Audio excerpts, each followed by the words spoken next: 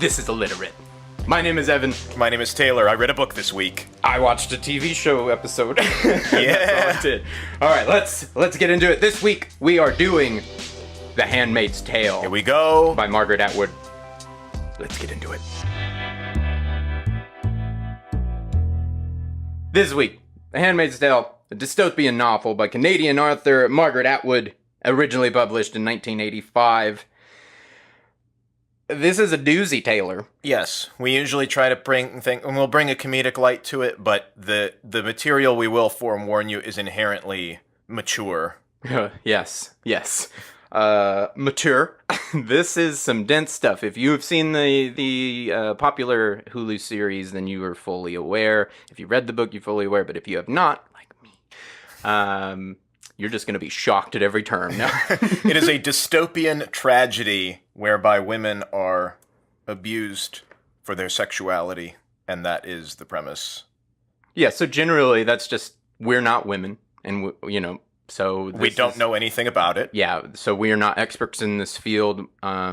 So please, anything we say, if we get a little too laughy here and there, please take that with a grain of salt, knowing that we are not experts on this, and we do take this subject matter pretty seriously. And I found that the purpose, I will quote something from the book where the main character, she says, ignoring isn't the same as ignorance. You have to work at it.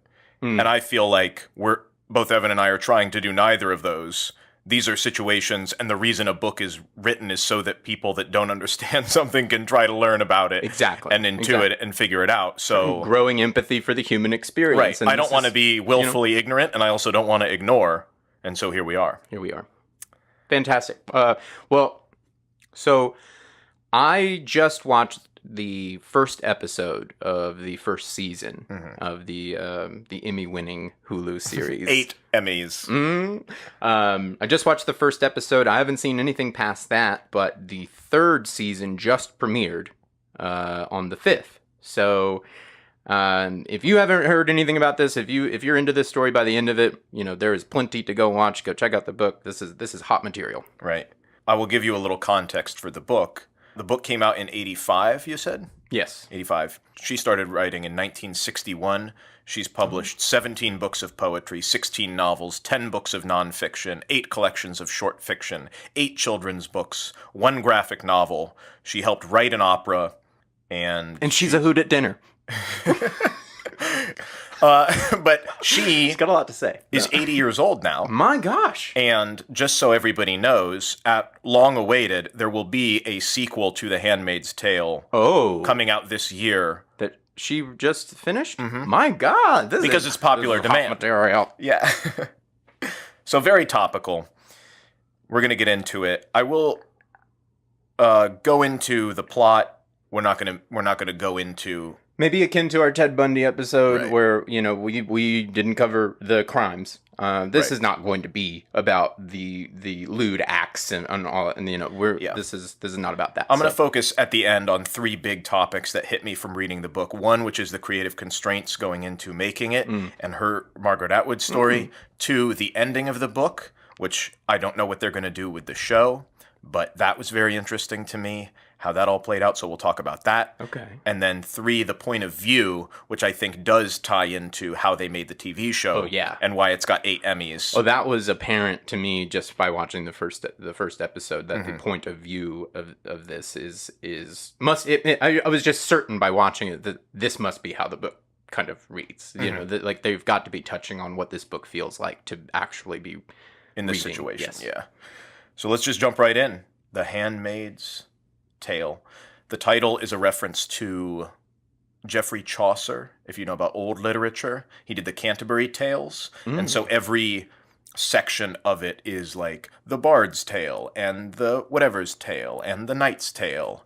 And that's kind of what it's saying. Like, this is a facet of this kind of old society, although it's a new society set in the future. The way that the book goes about, in terms of the style, you don't know what's going on. Everybody now, potentially, knows what this book is about, the general sense of things. But when you just start reading it, she uses all this terminology as if this was the real history of the world. And so you go in and are just getting bits and pieces, piece by piece. You feel lost in what this world is and what's happening and where is she and why is she doing this and what is that. She uses, there's terminology for different types of people and their different classes in society. And I imagine they're used in situations where you can kind of infer and guess what, and then as it comes up, you're like, yep, that's what that is. And, right.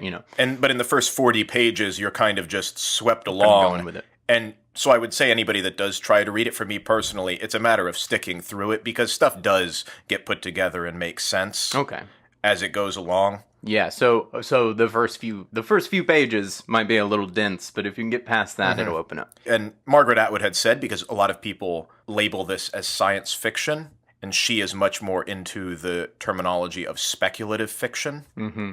Well, in this way of how she's done her world building, it seems very akin to A Clockwork Orange. They do a lot of similar stuff. They create a whole other vocabulary just as similar as this. There's enough going on socially, politically in the world that I'm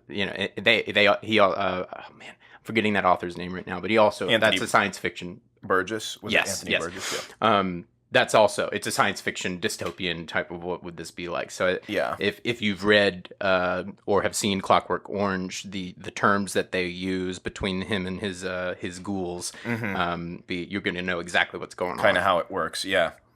So just in terms of the structure of a book, not the story. Don't get lost in the weeds. The story is pretty simple, but you have to grasp all the new language and what people are doing. And that's part of the unease because it is so foreign. What's happening?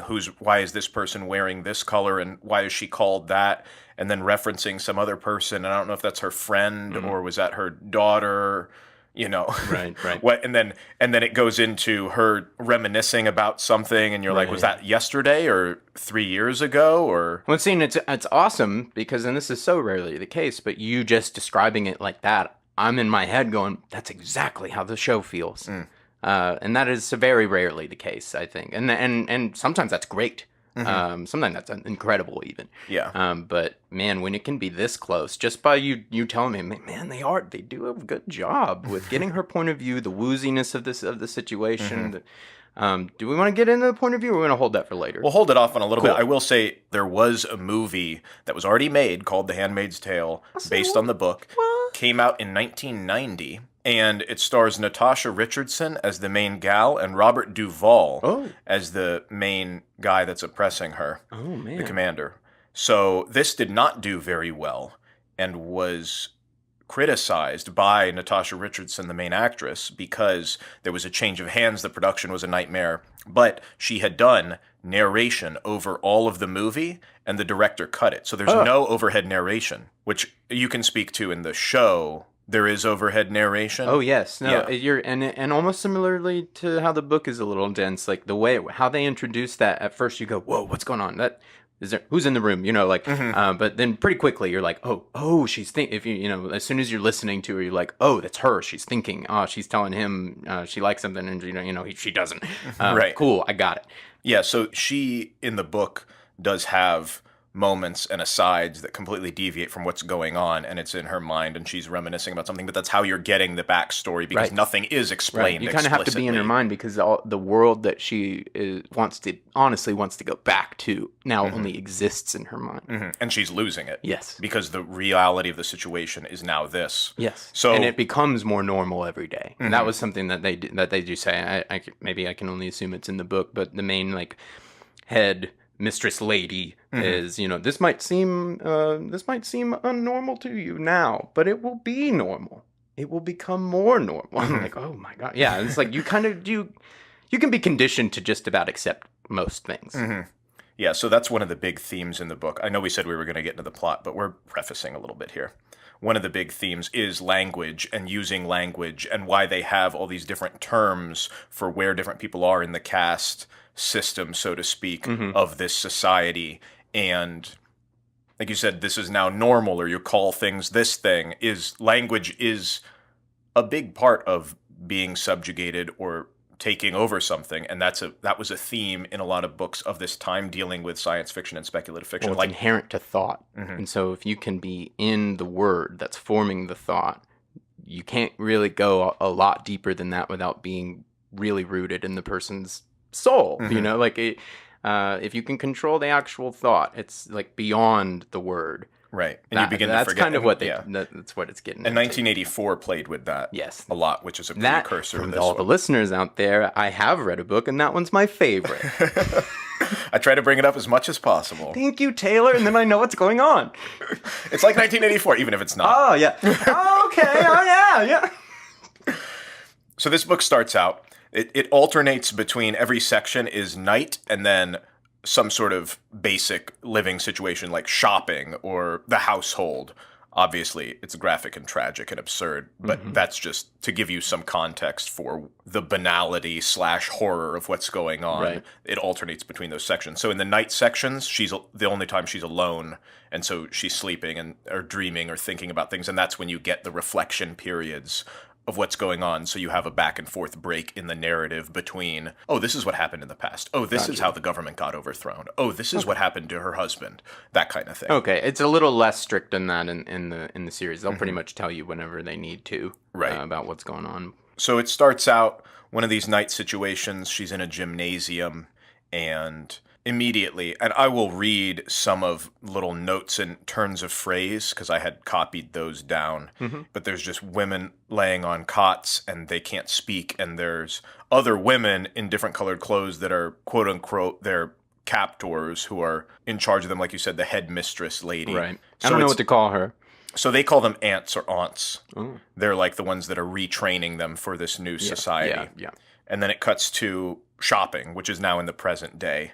And she has her own room in whatever house she's living in. And a quote that I have is, they've removed anything you could tie a rope to because the chandelier is gone. So you immediately get this horror of like, oh, nobody wants to be here and everybody's trying to kill themselves. Yep. She's been told to think of it as being in the army, said by this person named Aunt Lydia. So you're really not, at the start of the book, understanding anything that's going on, where this is, when it's taking place. She speaks to somebody who she calls a Martha, not the name Martha, but a Martha. So now you're like, oh, we've got another layer of people. So we've got aunts and Marthas, and who is this gal? Is this just based on some white dude's family, like extended family? It's like, no, they'll be the Marthas. Right. We'll have a caste system for those, you know.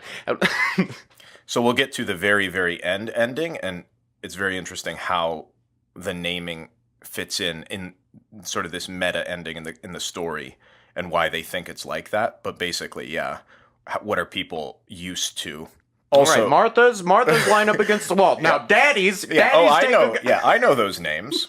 She's speaking to this cook named Rita, and they're worried about going to the colonies with the unwomen, which is another sort of 1984 terminology, unwomen, but you don't even know what the colonies are, where they're going. She talks about this commander's wife who just knits all the time, and clearly now we see, okay, there's a commander. That's a military term, so must be doing something with the military, and he's got a wife, but none of these women are his wife. But the wife is in a position of power, and her name is Serena Joy, and then she walks around with this woman named Ofglen, Ofglen, or Ofglen, and that's the only name we get of anybody, except for the aunts and the other people. But this person is the same person as her, wearing a red robe and the white thing covering their face, the habit, so they can't see, and so nobody can see their face. And she's saying that this is her third post that she's been at, which gives you this military feel to things. She sees the chauffeur, whose name is Nick, who's a man, and she's worried that he might be what's called an eye. Like I said, it's just a whirlwind of the terms and who's doing what. There's a bit of reality thrown back in, or our modern reality, because there are other people. This is a whole place called Gilead, which is some country or entity, and it's in the northeast United States, or encompasses that it's part kind of undefined of the United States. Yeah, but there are Japanese tourists and dignitaries and whatnot that are wanting to take pictures of them, these weird women in the red robes and the habits. Oh, interesting. Oh, and that's cool. I like that. They don't let them take pictures of them. There's an interpreter who she's like is obviously an eye also. They're always being watched. And he says the Japanese tourists can ask them a question, and they ask them, "Are you happy?" Like this type of society has been heard about across the waters, and it's so foreign and weird they couldn't even understand how these people live like this. Yeah, and want to ask like zoo animals Must be in a cage. like what we do when we go and visit North Korea, if you were ever so crazy to. Right. Or went in a time machine and visited the pilgrims and be like, why are you living this way or whatever? Weird. Why are you doing this? Yeah. Are you happy? Got some crabs over there. Let's go. Okay, that's cool. The last little thing is she sees some doctors that are hanged at the wall, which is the outskirts of their area for whatever reason, presumably because they gave abortions or sterilized people or some sort of something to do. They were not following in line with the tenets of what's going on. Then it goes back to night, and we realize she had a friend named Moira, who we don't know where she is, and her daughter was taken from her, and she's saying that she's forgetting things. This is where that comes in. She doesn't know if they're drugging her or she's taking pills. It's all very hazy, but she doesn't want to forget how it got this way or what she's even doing. Then it goes into what's the section called the waiting room. We get a sense of she had a husband named Luke, and she's walking with Glenn, one of the other handmaidens. Is there an on Glenn? Well, I'll explain what that's about.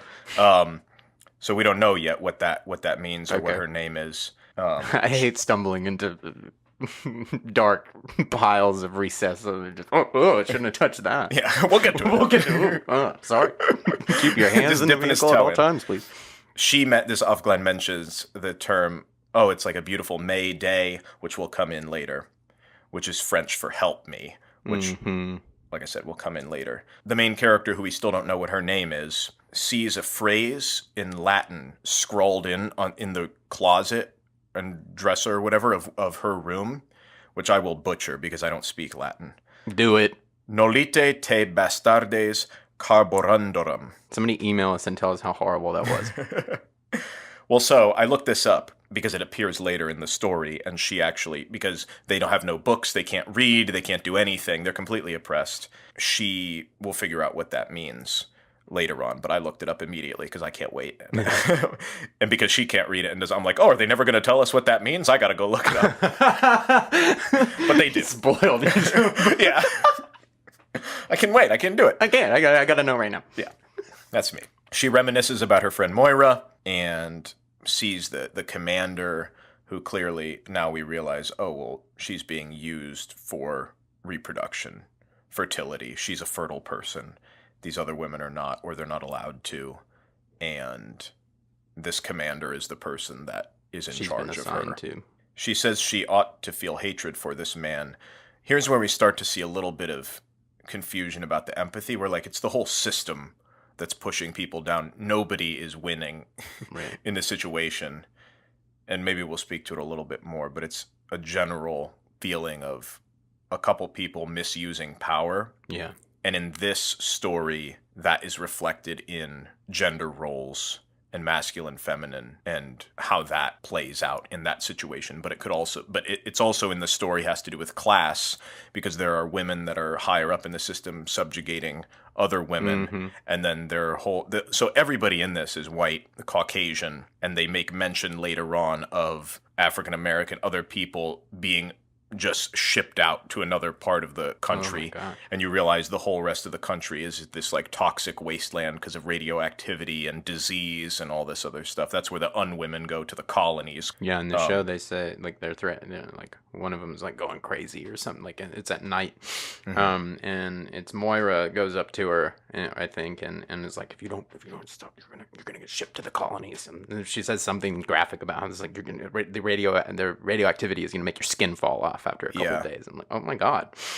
But those are the, and this is kind of an aside, but those are the biggest questions I have on having only seen the one episode of just what exactly is the state of the country and what happened. And so it's given to you piece by piece as the story progresses, which some people like me, Mr. Impatient, looking up what the Latin phrase is, like I said at the beginning, was harder for me to get through because I'm not used to that kind of narrative where things are laid out in a particular way. It's very scattershot, and you just have to go along with it. But obviously, Margaret Atwood spent a bunch of time figuring out what pieces to give you when. Yeah. So she goes for this doctor's appointment, and the doctor's not supposed to look at her. There's a sheet between them. He's just feeling around, whatever. He's not supposed to say anything, but he asks her and says, hey, like, you're fine. I think your commander is sterile. I can help you out. Essentially, I will get you pregnant so that they don't ship you off, so that, because, like, it's always assumed that it's the woman's fault. Right. And you just need another handmaiden. Right. And, like, she's been here at this post now. She was at 2 other posts, and now she's at this one. And something needs to happen soon. Otherwise, she's going to be gone. Jeez. But she declines the doctor because she doesn't know. It could be a setup. It could, the whole thing is messed up. Right. They did touch on the paranoia about how they use every single person to distrust every single other person. No one, not one single person knows that they're safe or knows what's going on. Yeah. That was my guess. It's like the head mistress lady, might feel a little more secure, but even her, I would suspect at a certain level would be like, when push comes to shove, she's on the chopping block all the same. Yeah. And it's the whole system. Yeah. And how that slowly creeps in, and you get pieces of that throughout. But so we go back now in one of these night situations where she's reminiscing about her friend Moira, who we mentioned, and it cuts back to how Moira showed up at this place. She was one of her friends. She shows up at this place 3 weeks after this gal, the main character, has gotten in, and they don't want to give off to anybody that they were friends or that they knew each other or that they anything. So she said we exchanged small glances like sips, just the language used to explain how delicate every interaction is and how on eggshells everybody is in this universe about where they stand, what can they do, what can't they do, what freedoms are they allowed, Yeah. She goes into how they have something hosted by this head mistress of them condemning this victim of rape, and it's kind of that groupthink again where everybody's doing it, and this is now being perceived as acceptable, and quote to the main character, we meant it, which was the bad part. And now she's starting to think, oh yeah, that was my fault. And everybody that's condemning her is like, well, I don't, like you said, I don't want to, when the push comes to shove, I don't want to be on the chopping block. Yeah. So I'm going to go along with it. Yeah. And Margaret Atwood, I looked up some more, her perspective on this and whatever. And putting those scenes in also shows it's like, it's not just, although it is a large majority, the men oppressing the women. It's also not easy if you're in the system to just rebel and come out of it. So she is still reminiscing, sleeping or whatever, and now we learn about how her daughter got taken, and because her husband and her were trying to escape up to Canada when the whole government collapsed. And that's how the show starts. But you don't know you don't know what's going on. That is the first scene of the show, and then later on you kind of get it reframed for you, and piece by piece you kind of get it reframed for you, learning what has happened. But yes, that's actually where the show starts. Okay. Interesting. Yeah, they flip it all around. So she said, and I'm growing an appreciation for it even in that, because it seems so it's flipped all around, and they're changing when things need to happen exactly, and when they're telling you things, mostly all for the sake of it is a different medium, but it seems to me like hitting the tone on the head. Mm-hmm. Yeah, I was not enjoying myself reading this in the slightest. Yeah, that's not surprising. It was kind of a slog. The writing was really well done, but I was just like, how much more? Right. We're only on the third How many section. more metaphors about, looks like sips can you take before you're like please, let something nice happen to this person. It's that's beautiful how you said it, but it's horrible implications. Yeah. So potentially now something nice is happening here. Nick, the chauffeur character, doing a little footsies, touching her foot. Mm-hmm. And that's the other thing. Everything is so minute that tiny little thing, you're like, oh, what's happening? He touched her foot. What's happening? Yeah. And she recoils from it. And then he puts his foot closer. So she's also watching the commander now going about his business. This is a quote from her. She says, "It must be hell to be a man like that. It must be just fine. It must be hell. It must be very silent." Understanding and empathy and a flip-flop of her emotions about the whole situation. Doesn't look like he's having a good time. I mean, she's having a horrible time. But this is not the way for him to live either. The commander. Yeah. Yeah. It's interesting seeing the different sides of the oppression go on, because even from what I saw on the show, it's like, well, I don't know who's enjoying this. Right. Maybe the 4 people in power up at the top. Maybe. Yeah. Are they? is this some sort of like magic like going on? Are these rituals that you're having us carry out? Are you perpetuating your? I don't know. Like I don't like what's happening. A big criticism and the impetus for the whole thing is definitely thrown at religion and a religious model that this is based off of. Mm-hmm. So doing a little research, Margaret Atwood spent time at Harvard studying the Puritans, which were a sect of people in, when the Pilgrims were early America, 1700s. Yeah, that's fascinating. And they were based entirely on the theocracy of that God is the sole power. Yeah. And that's what a lot of people use for manipulation sometimes, unfortunately. And then you come to realize it's not explicitly said in here, but this takes place in Cambridge. So she based it on her experience there. And it's a sort of ironic symbol of, this hallowed place of learning and wisdom and expansion of opportunity. Can be flipped right on its head if we let things slide long enough before we realize it's too late. Mm-hmm. So then they talk about how Moira tried to fake a sickness and tried to collude with an ambulance driver. He ended up telling on her. Oh. And so then they see, that's why she can't do the doctor thing earlier. Mm-hmm. You have no idea. Right, because she remembered, my friend tried to do this and then got totally messed up. So they beat her feet and her hands because they said, you don't need them for your purpose. Yeah. Which is super messed up. So then we go into what they call the ceremony, which is the graphic, rape of the handmaidens. And the wife is there pretending to be the person involved. And then the guy is also there and she's there. And in the book, she says, which of us is it worse for, her or me? Right. Referring to the wife. Yeah. Which is a crazy thing to think about in the moment. But that, I don't know if that carries over in the story. Oh, 100%. That whole scene, it's kind of what I was touching on earlier, actually. It's just like, I don't know who's benefiting really from this, who's enjoying this, who wants this, because it didn't seem like anybody in the room did. Mm-hmm. And the main thing being the connection between the two women. That was the thing that I'm most heavily wondering about, what's going to happen between them two.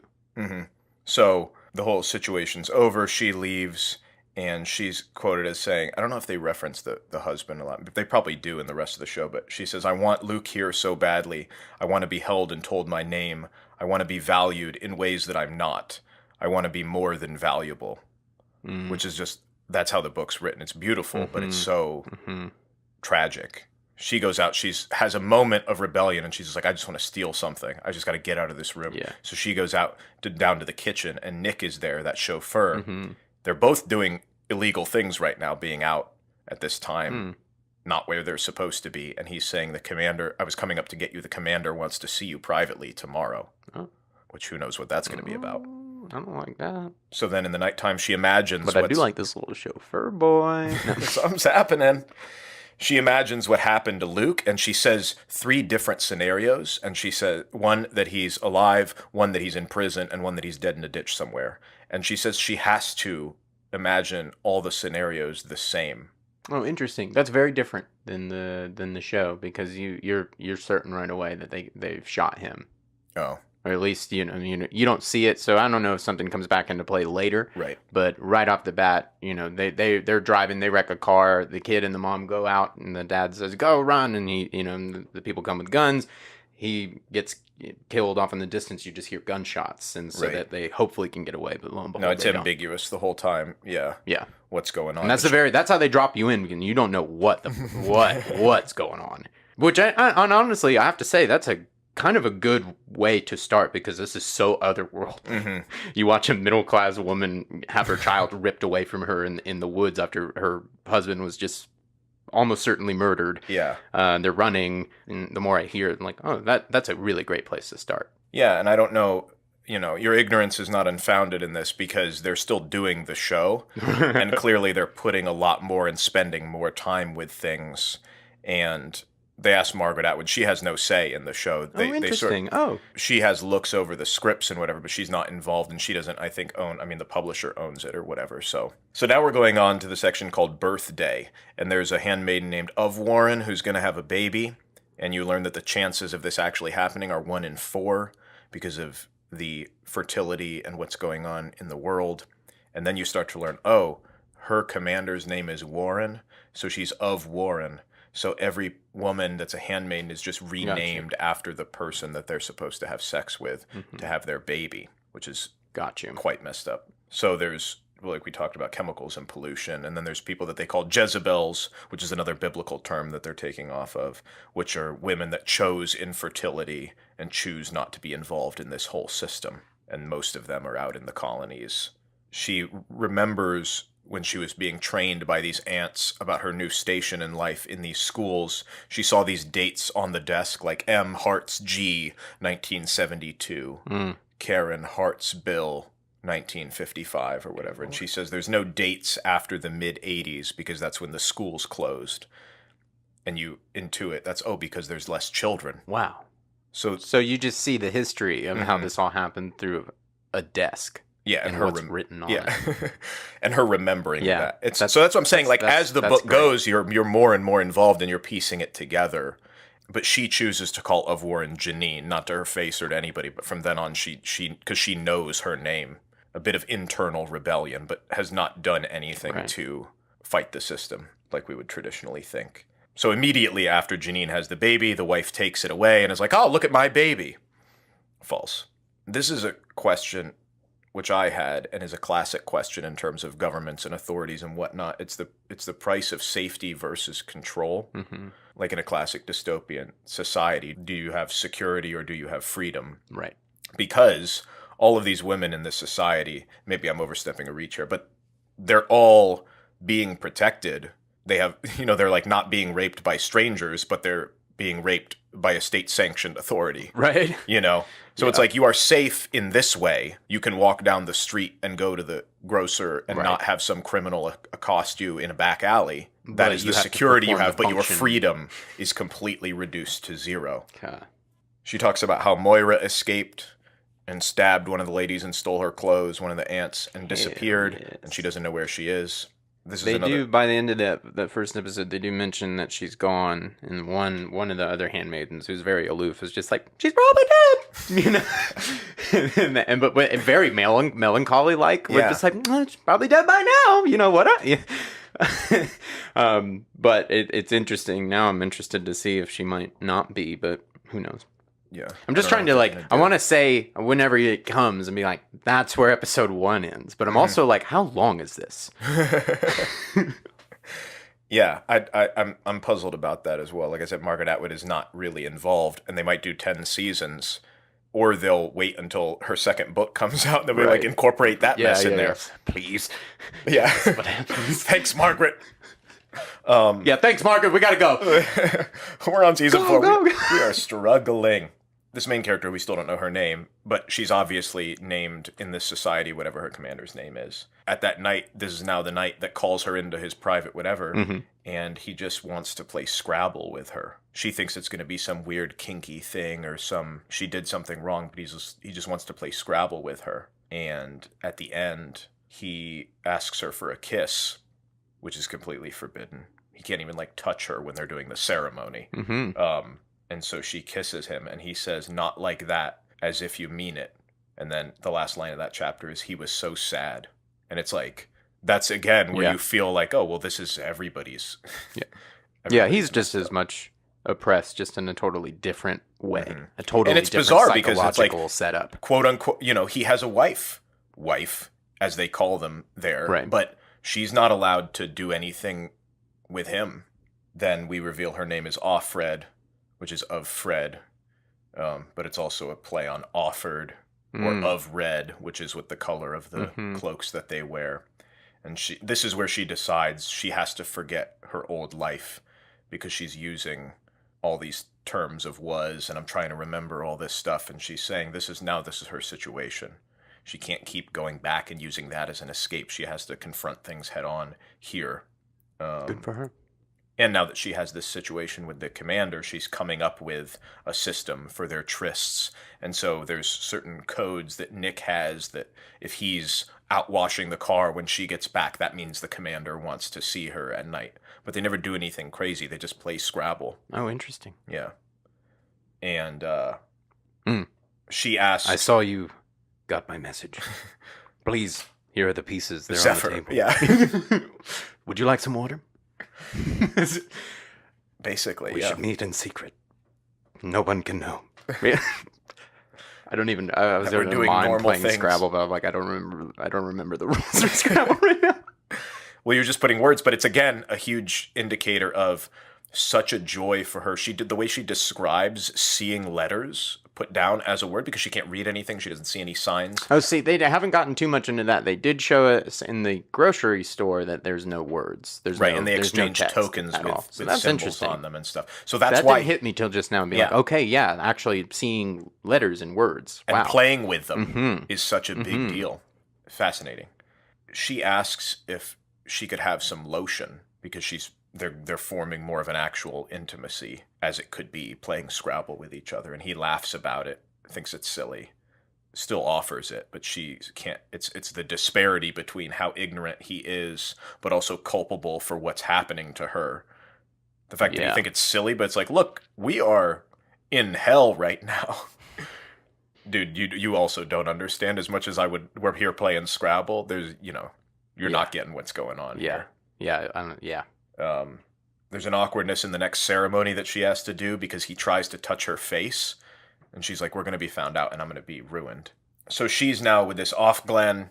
They get tight, and that we learn that the Mayday was the passphrase for this underground resistance. When she mentioned it, that's what they used to talk to each other. And so she tried it on Offred, and it didn't work because she didn't recognize it. But they have a moment of, because they're both being really passive and really straight and narrow, because they don't know whether one of them is really pious and gonna tell on them or whatever. Right. And then they both break down one day, and she's like, and then Offred is like, oh, there's a resistance, and there's people that are like working on something here.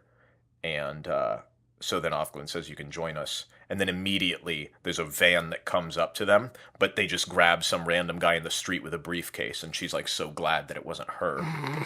Horrifying. Yeah. Maybe he's just late on his bills. Get him! It's just a suitcase. There's just a briefcase on the side. But also then immediately losing the empathy of like, phew, glad that wasn't me, whatever that guy did. Yeah. He's probably dead. Yeah. That is the quote of the whole Well, story. they're probably dead. Yeah. And what does that attitude say about, how Nothing you matters, react to and things? why are we doing this? Yeah. The next Scrabble game, she learns that Latin phrase. Oh, okay. The Latin phrase, which I will put a link to the article that I read about it in the show notes, is "Don't let the bastards grind you down," which now people have tattoos of. And I think maybe I'm mistaken, but it has become kind of a feminist anthem That's not surprising. based on But Margaret Atwood said it was a joke in their Latin class. She finds it kind of amusing that people have taken it as a serious thing because she didn't really intend. It's not a real Latin phrase. The last word of the phrase is like Latin like Spanglish, where it's like not really the language. It just sounds Latin-y, but it's not a real Latin word. But the reason the commander knows about this is because that was the previous handmaid that wrote that down. And so Offred asks, well, what happened to her? And just casually, he's like, oh yeah, she hanged herself. Because of either she couldn't produce or something happened or whatever. Yeah. And now she realizes, oh, she has leverage in the situation because they've gotten so close. So she's like, I want to know what's going on with this world and what's happening with stuff. So she talks to Glenn about this Mayday. There's more people hanging on the wall that they've killed. One of them has a J, which they don't even know what that means. Right. It's like now people are just dying for just things for we can't anything. Just whatever he did that is marked by a J. So then the wife comes back into the picture, confronts her, and says she knows that Fred might be sterile. Oh. And that's how Warren, the other girl that got pregnant, she did it with the doctor. And the wife, Serena, knows this. And she's like, you should do it with Nick for the betterment of us all. So she feels this tacit camaraderie with the wife. And then the wife says, I'll give you a picture of your daughter. She's alive. Ooh. If you get pregnant. Here I go moaning like a cow. I'm into it. She gets to see the daughter photo because she agrees. The commander wants her to go out with him undercover. This is interesting because he's risking a lot. So he takes her out to where the Jezebels are, to this brothel, gives her a skimpy dress, hides her underneath the car through the checkpoints, like makes her duck down in the seats. So they go out to the brothel. He gives her a bracelet that she says looks like a rental luggage tag that says that she's an evening rental so that he can get her through. At the brothel, she sees Moira. Oh, here we go. Who has now become that, yeah. So Moira explains she got caught, and it was either this or go out to the colonies and radioactive death, but she is so beaten down by everything. And Offred wishes that Moira would have made some grand escape and be leading a rebellion or died in a blaze of glory. And she's like, yeah, I've got about 3 years left until I'm no longer able to do this line of work, and then they're just going to kill me, but it's better than the other thing. She says, I would have liked to tell you what's happened to her, but I never saw her again after that. That was the last time she saw her, was in that brothel. Mm-hmm. She fakes it with the commander in the hotel. That's why he took her out, so that he could have sex with her without it being the ceremony. Wait, so she fakes it? Well, yeah, enjoying it. But then that night, when they get back, she does it with Nick. And this was a very interesting portion of the book, because she writes it the first way as like sort of a pseudo-romantic encounter. And she's like, no, it wasn't like that. And then she writes it more clinical and just saying this is what it was.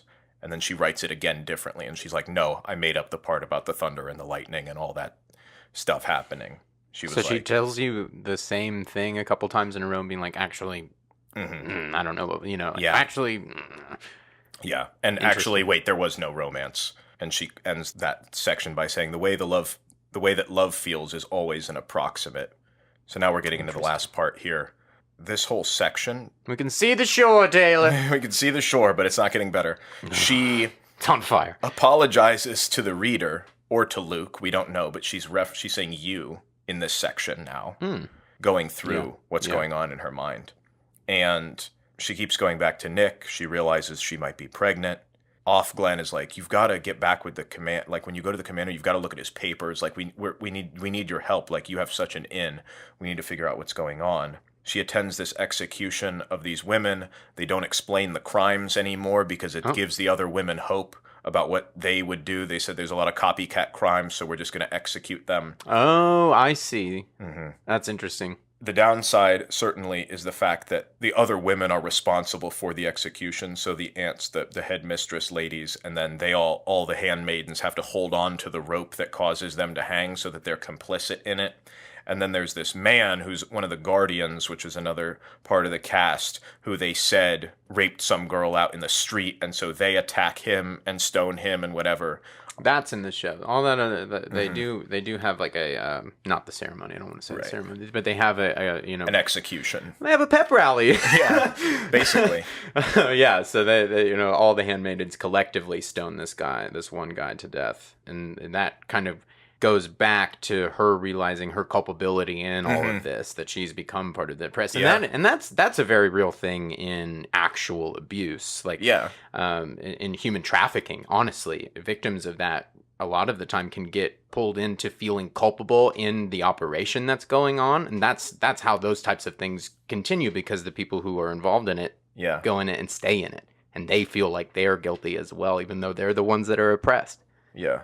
In that stoning, though, Glenn is like the first one to attack and kick him right in the head. And she's so surprised because she seems like part of the resistance, trying to not be involved in this. And so she confronts her, and Glenn says, oh, no, he did. Like, they set him up. He was a part of this Mayday organization. She wanted to knock him out so he wouldn't feel anything. Like, that's why they took him in, not because he raped some girl. Okay. So she's still in it to win it. The next day, the old Glenn is gone. When they go out to walk to get their groceries, this other random woman is there. She asks her, she's like, oh, was Glenn transferred? Knowing in the back of her mind, like, they probably got her. And this woman is like, I am Glenn. She's like, oh, Jesus. Like, I don't, Oh, my God. Super creepy part of the book. I am Glenn. Yeah. She's like, no, you're not. But then she never asked her real name, so she can't even. And that's how also you start to forget things. It's like, oh, I didn't even ask her name, and now she's gone. And that's how these memories fade away because of language and words and the way that you go about things. She learns that Glenn hanged herself after she saw a van coming, so at least she got away from being taken in by the state. Oh. But Serena, the wife, confronts her because she found out about the tryst, about them going out to the brothel. And now Offred is the main character, is contemplating her end and how to do it. She's back in her room. She's like, well, Serena knows. The wife knows. She's going to tell. I'm done for. Offglen is gone. They probably figured out that I said stuff to her. Yeah. She sees the van outside, hears it pull up. Nick runs up to the thing, says Mayday to her, like he's a part of the thing, and to go with them. They're with us. They're not part of the state. And so now she doesn't know who to trust. No idea if it's real. Nick could be an eye, just pretending to say that so that she goes in. It might be just worth it at that point. Right. And so that's what she's saying. She's like, oh, I don't know who to trust, but if I stay here, push come to shove, and they find out, then the real ones will get me. And if these are the real ones, then I'm already done for. Yeah, if they are the ones, they're going to get me if I stay, so they'll just get me anyway. So there's a chance they're not. It's the only shot. Yeah, so she goes into the van. Now here's where the ending comes in. And this, like I said, we were going to talk about at the end, is the most interesting part of the whole thing to me. So, flip that page. It is titled Historical Notes, and it's a partial transcript of the proceedings of the 12th Symposium on Galadian Studies. So this is hundreds of years in the future, and it's written as like a set of historical notes from a society hundreds of years after this happened, and they're having their 12th symposium like a history conference. And this is some guest speaker speaking about the Galilean society. And this particular speaker is speaking about these sets of notes that he found as tape recordings in a locker in Bangor, Maine, from the underground female road that happened, and talking about there's problems in authentication and reference to this Handmaid's Tale. He's the one that titled it The Handmaid's Tale.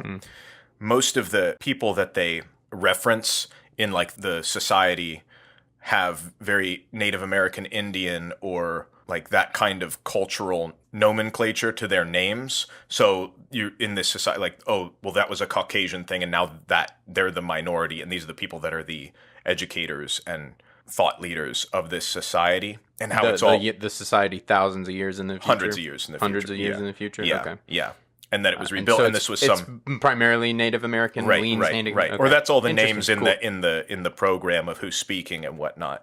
And they're talking about how like, oh, we're going to talk about the Galadian civil wars, and hopefully we won't miss lunch like it happened yesterday, and applause. And it's like a total tonal shift when you flip that page to like, oh, now I'm reading like from a conference, and the speaker is making jokes about this historical situation that happened, and making jokes about how they're going to miss lunch. We like to live our lives like we're not making history every day, don't we? And that's what's so insane about this ending, because he's cautious about passing moral judgment on this culture, because he was like, oh, well, that was just the culture of the time, and they were doing the best they could with what they had. And it was a culture-specific thing, the way they went about this, which is the concept of moral relativism. Like, is something bad always bad? It was the context, in a lot of ways. It's just...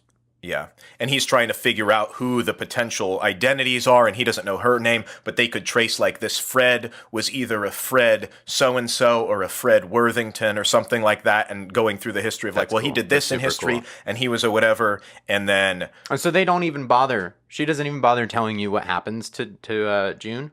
Not at all. Awesome. Not in the slightest. Incredible. He was like, we have these tapes, but they could be made up because we found them in this locker, and we don't know her history, and incredible. She might have made them up, or this could be somebody else that obviously she didn't do these.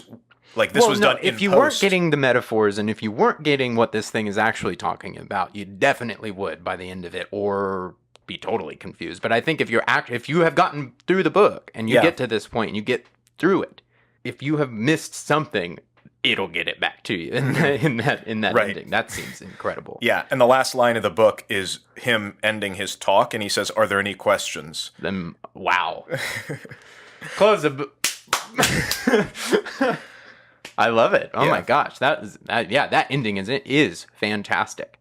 And I hope to God they do it. Well, because it's like we have it's like if we had a talk in Harvard about the Puritans and the witch hunts of the 1700s. 100%. No, I think about this in every class I've ever been in. Because we like to live every day like we're not making history. Yeah. Well, time is passing, my friend. Yeah.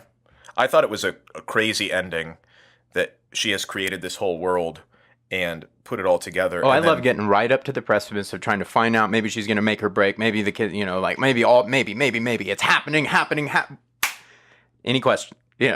Standing up lectures, all those types of that. And how we distill history to these points. Absolutely. And we got the story of this woman in the flesh who's suffering horribly and what it is actually like, boots on the ground, in a situation like this.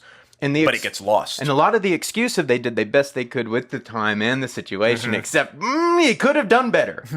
Actually, it didn't have to be that way. Only people made it that way. Yeah. Who made it that way?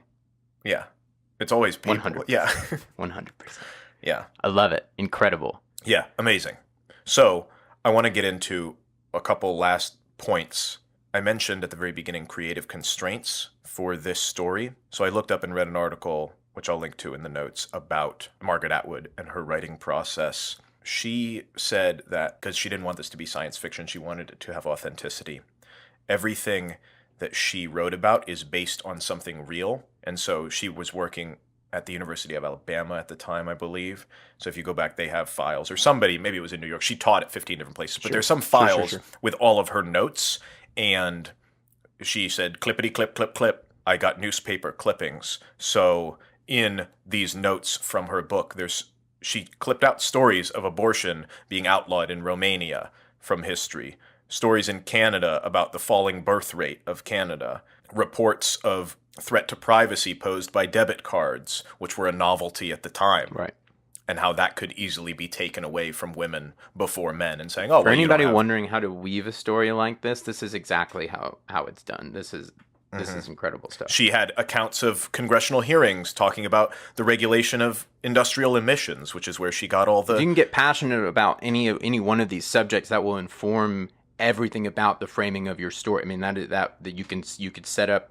I mean, it's if you can get in that mode, and that's the hardest thing. But if you can get into the mode analyzing what's actually going on around us in our own society and our world, and thinking about what could be, or what if this what if that, or with everything all of these articles, if they all happen at the same time. Yeah, exactly. She even has in this thing, there's an article about a Catholic congregation in New Jersey, which was taken over by an even more fundamentalist sect of Catholicism, in which the wives were called handmaidens.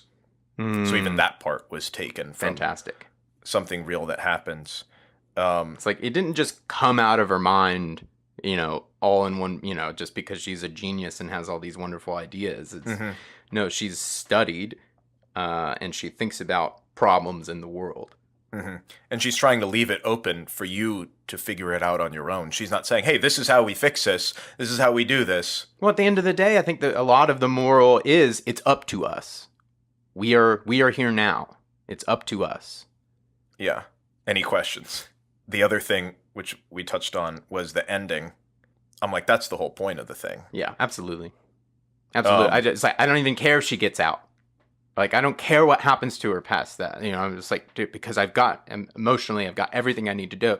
I need to get into that ending, which then reframes everything I've just thought about. I would like to bring another layer of this, which would reframe everything again. Please. Please. Which some people talk about. I'm not as knowledgeable about. But it's interesting, after I did a little bit more research and thought about it a little bit longer, that even in this meta-narrative of these things coming up, she puts all the scholars and the talks and the whatever, these are male scholars using guesswork to patch her story together. And why would you do that? The whole book is like, oh, this is a female perspective of how this is going on. And then even after that, in the story itself, there are men hundreds of years later who are presenting their version of what the narrative is. And it says in the notes that like, oh, well, yeah, we found these tapes and they were all out of order and there were like Elvis songs mixed in with other songs. So we had to put it all together. And so this story, The Handmaid's Tale, is what we've come together. And even thinking about it that way, it's like, oh, so would her story actually be different? Actually, even more so than the story has it been distorted past, even in the fictional sense, because it has gone through a bunch of different hands. That's fascinating. Yeah, or particularly the masculine-feminine thing. It's like it's still hundreds of years later. I love these new characters not being able to be sure. And now, as the audience, we're not sure. Because we're like, well, okay, were we told what happened, or were we told what these men hundreds of years later thought happened? Yes. And what their interpretation of the last man's thing, you know. Yeah, and I like what you said about, like, well, we are history. It's like when you're in traffic, it's like, no, you are the traffic. Yes. You know, like, things are happening now. No, you're on the 5. No. Yeah. It's like, you could have been somewhere else, I guess. Yeah. You know? We all want to get home at 5:30. Yes. Yeah. Same thing. It's like we all want equality. You're also a part of it. That, I think, just based on what you said and what they say, what the culture says hundreds of years later, it seems like they, you know, that kind of excuse. They did the best they could, which, I mean, and that's true in a lot of ways. They did the best they could with what they had. But at the end of the day, people know what's right and wrong. Mm-hmm. These characters know what's right and wrong deep down, even though they've been conditioned to accept and believe whatever. Mm-hmm. Yeah, and if you don't stand up for what you believe is right, or and what you know is wrong, then the whole scale gets tilted. And if you let it slide, the Cambridge thing happens. Mm-hmm. So, yeah, and how it's three things relating to power. I see it as relating to power specifically. It's, for at least this particular narrative, men putting women into categories, saying you're the handmaiden, you're the wife, you're the whatever, that's what she's speaking to. It's also women not helping other women, potentially. And it's also the privileged people thinking of others as less than because you're in this arbitrary station. All of those things are combined in this narrative. Yeah. But primarily the male-female. One thing I didn't talk about, and I just thought was interesting, is the commander doing all the, you know, really going out on a limb. But it seems to be, to me, the heart of what he's doing is just wanting to be normal. Just wants to take a girl out, or like have her over for a night and play Scrabble. You know, like all the, you know, just like we want to go to a bar. You know, just having to sneak around to have that experience. Yeah, he's just as oppressed. He's just as oppressed by the person above him. Yeah. All the same and all different. It's a totally different psychological setup, but it is oppression out the wazoo. Yeah, and then the ending is bonkers because it's like, do we even know that that's what happened? Even though we tried to explain it from a personal perspective, that could still and then you better be just thinking about yourself, you know, and the classes you've been through, and the things that you've been told, the things that you've learned. And experienced for yourself. Exactly. And believe the present as well, where she's saying, like, I can't remember things. It's like, well, you're also in it. Yeah. So the last things going off of that is the style and the tone. And certainly I have omitted portions of the book or skipped over some things, or things that I thought were more important than other things that you might be like, well, this happened then. Bear with me, because I tried to express, and hopefully you got, which I thought was more important, the style and tone of the whole thing in the quotes and the feelings that she's expressed, and the way that the book parses the information out drip by drip. That is uniquely The Handmaid's Tale. Yeah. And what you were saying before about how the show works to do that. Oh, yeah. And give you that. It seems to me they have changed up the timeline as much as they see fit, but the way it is put together, the way it's edited, the sound design, the cinematography, it's shot a lot in a close-up. And I think why it's shot in so much close-up is because it's really easy to cut around. You don't have to have your geography really down pat, and it can start to get really dreamlike. So I'm going to link in the show notes. I watched this video, and it's like why Handmaid's Tale won 8 Emmys or whatever. And he goes into, if this is your thing, he goes into the specifics, 2 particular facets of cinematography. 1, which you said is the close-up, and 2, which is depth of field.